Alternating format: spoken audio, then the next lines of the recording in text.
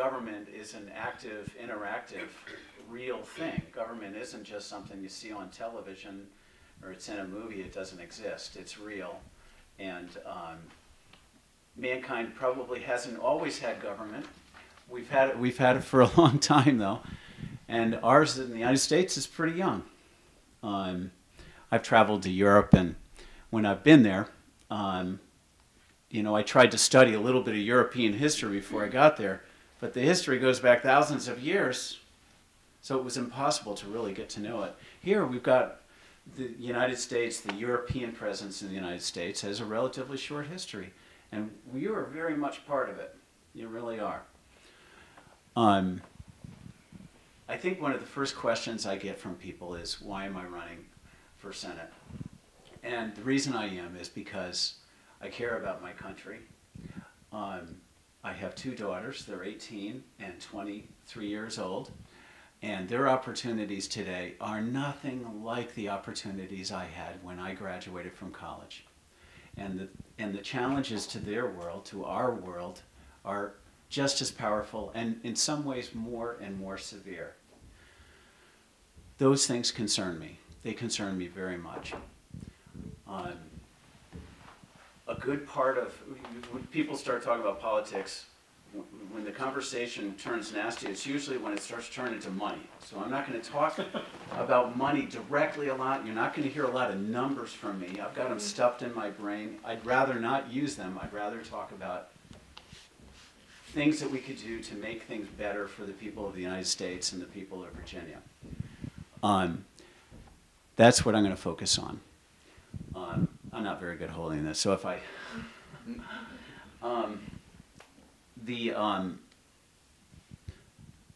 about 2/3 of your tax dollars go to the federal government. So, and I've run for one public office before. It was a county board office in Arlington, Virginia. I ran as a Green Party candidate. And when I ran, I thought, oh, this is Arlington. These people are really green. Well, anyways, I lost. And, but I learned a lot. And I learned a lot about public speaking, talking about, but I also knew in my heart the big issues of the United States are not at local government issues. They're federal. And they're really about resources. It's about how we use money, how we use people and resources, the things that we have. And the natural resources of the earth and the people of the earth. Natural resource too, I suppose. That's really what it's about. So when you, over this next year, there's going to be an awful lot of discussions about what are we doing wrong. A lot of battles between these two political parties, and I have voted for Democrats and I've voted for Republicans. I'm an independent. I'm truly an independent, and I have faith and I'm hoping that people in Virginia recognize their independence, and I think many are. I don't doubt people here. You may not want to raise your hand, but you're independent also in many ways. And that's what I'm counting on, and I think that's going to create the best result of the elections that 10 months from now. Being an independent, I've realized that in the way our government's currently set up, we have two political parties essentially. If I'm elected as an independent, I'll caucus with one of the two political parties. Now that's an official thing. But I'll still vote as an independent. I'll vote consistent to what I'm saying today to you all, and what I will write, what I will say. And I've got tons written on my website. You're more than welcome to visit it and of course contribute to my campaign if you would like to. People think, well, if you're running for U.S. Senate as an independent, you must be wealthy. Well, my net worth is less than $1 million, and these days, that's not wealthy. It really isn't. I'm not poor. I'm not poor, but I was never wealthy. I was raised in a large family. I have 2 brothers, 2 sisters. My parents struggled financially when I was young, and you know, you learn to just kind of get along and make it happen, make it work when you're in a family that you struggle financially in. And I'm from a small town outside of Albany, New York, but I have spent most of my years in Virginia. I've been here since 1981. When I first moved here, I worked for the New York State Department of Environmental Conservation. We used to refer to it as the Department of Environmental Conversation, actually. Anyways, I really was disheartened with government. I didn't see we were getting that much done. The things we did were good, but there was a lot of just sitting around not doing anything, actually, to be really honest with you. And frankly, that's even worse today than it was then. And that'll bring me to another subject later to talk about. I decided to move to Washington. I had a job offer from a consulting company and pretty much have worked as a private sector employee most of my years in Washington since I moved there to Virginia. I lived in Virginia for 30 years. I did spend a few years working for the Arlington County government as an energy official, and I realized how hard it was to make green actually happen. Really difficult. I guess my central issues are jobs. I mean, any politician, if you want to keep your job, it's about jobs. It's about employment. It's about a happy society, one that's not, people aren't really angry with each other or desperate because they're out of work. So jobs are number one.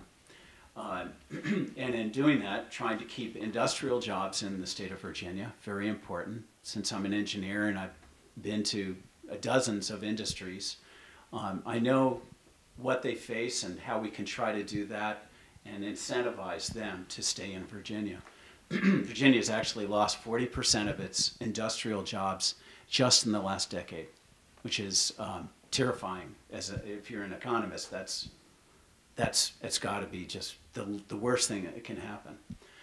And so we'll work to try to keep that. I want to build a new industry in the United States, an industry in energy conservation, efficiency, yes, renewable energies. I want to see that can happen economically, and that's going to be a really difficult thing to do. It can be done, I can assure you it can be done, and it can be done without a big bureaucracy, and that would be my interest, to give that part of the economy, the incentive economically for those investments to be made. I don't know what the questions are going to be about, but taxes are important. I'd rather, right now, the federal government gets most of its taxes from taxes on earned income. I'd like to see us take a look at how we do that and look at alternatives for how we can get tax revenue. And I'm all for government spending cutting going on. And in fact, we've been hearing as the days go by and as the months go by, you're going to hear more and more of that from the people in the White House and in Congress. So I think if you're a financial conservative, you're going to have a banner year because it's just going to happen. It's going to be discussions all over the place. But I'd like to see us incentivize energy conservation, efficiency, public transportation in the form of rail, in the form of whatever means can help people use less oil moving our bodies around. You think about it, we use 2,000-pound contraptions to move our 200-pound and less bodies around. Well, there's smarter ways. So more efficient vehicles, cars, as well as all forms of transportation. Very big, very important to the United States. That's how we're going to stay out of any future wars for oil. And rest assured, we continue the rate we're going, we're going to be at war for oil again, somewhere else, in some other way. And I think Virginia lost, oh gosh, I'm going to flub this, lost over 200 soldiers in this last 10 years. And that's, and I might be looking at some people who know someone personally who lost someone or lost a family member, and I wouldn't want to be one of those people, and I certainly would want to be part of the solution to prevent that from happening the next time. There will be a next time.